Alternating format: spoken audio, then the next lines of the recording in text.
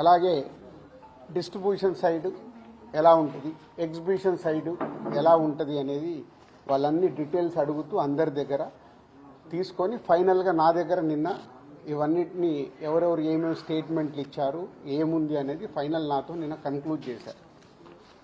డిపార్ట్మెంటే ఆశ్చర్యపోయింది. అంటే ఇంత దిల్రాజు గారిని మేము ఏదో ఎక్స్పెక్ట్ చేసాం, అలా ఉంటుంది ఇలా ఉంటుంది అని సెర్చ్ జరిగేటప్పుడు దే ఆర్ వెరీ హ్యాపీ. వాళ్ళకు మాకు జరిగిన కోఆపరేషన్లో కానీ దాంట్లో కానీ they are very happy department. ఫర్దర్గా ఆడిటర్స్ డిపార్ట్మెంట్ ఉన్నదాని మీద వాళ్ళు క్లారిటీ చేసుకుంటారు.